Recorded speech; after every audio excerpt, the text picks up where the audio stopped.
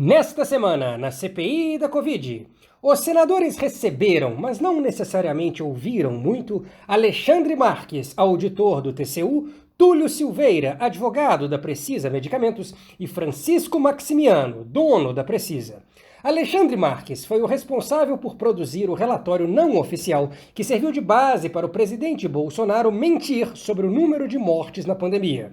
Em junho deste ano, o presidente disse que em torno de 50% das mortes registradas por Covid em 2020 não foram por Covid, segundo o TCU.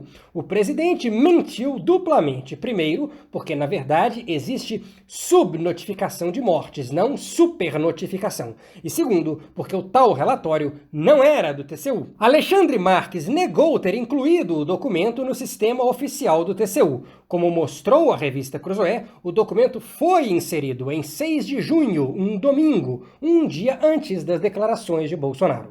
O auditor disse ainda que o texto original não tinha nenhuma referência ao TCU. Um cabeçalho com símbolo do tribunal teria sido incluído no PDF que circulou nas redes depois da fala do presidente. A senadora Simone Tebet, do MDB do Mato Grosso do Sul, enxergou crime de responsabilidade e crime comum na atitude do presidente. Mesmo que Bolsonaro não tenha adulterado ele próprio o documento, divulgou documento sabidamente falso. E mais do que isso, dizer publicamente, sabendo que não era, que o documento era público, na realidade se tratava de um documento privado. Então, na linha do senador Randolph, eu quero dizer que pouco importa se o senhor presidente da República fez o documento ou mandou fazer o documento.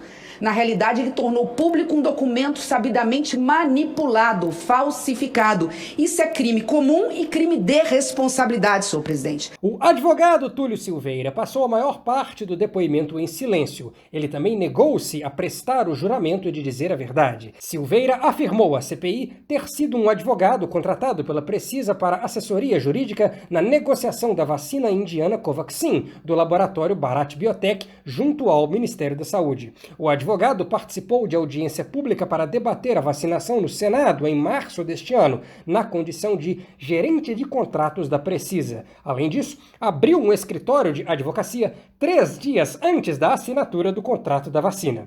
Túlio Silveira passou da condição de testemunha a de investigado.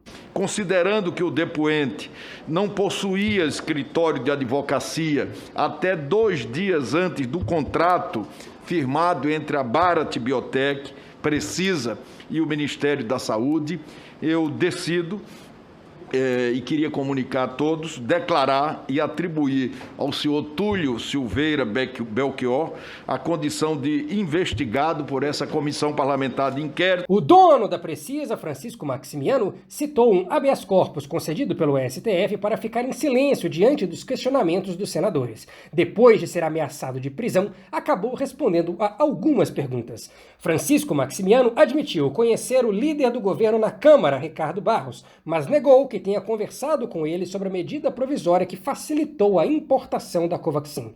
Maximiano mentiu, dizendo que não havia alugado um imóvel que foi usado por um dos sócios do Fibbank, Marcos Tolentino, apontado como sócio oculto da Precisa. Maximiano disse não ter qualquer relação com Tolentino. O senador Randolph Rodrigues exibiu um documento em que Maximiano aparece como locatário do imóvel, não como fiador. Com base na contradição, o senador Alessandro Vieira pediu a prisão de Maximiano. Após a ameaça, Maximiano mudou o depoimento e reconheceu que havia alugado o imóvel. O dono da Precisa ficou em silêncio quando questionado sobre o pagamento antecipado de 45 milhões de dólares a uma offshore em Singapura, a Madison Biotech. Ele não respondeu por que o pagamento seria feito a Madison em vez de a fornecedora Bharat Biotech.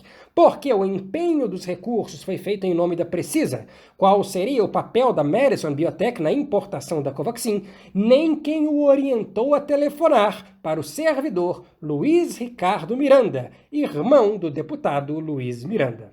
Em um depoimento do Ministério Público que a vossa empresa responde, o senhor diz o seguinte, que foi orientado a ligar para o servidor Luiz Ricardo Miranda em relação ao contrato com a Precisa. O senhor podia informar para nós quem orientou o senhor a telefonar? Senhor senador, eu vou exercer o silêncio.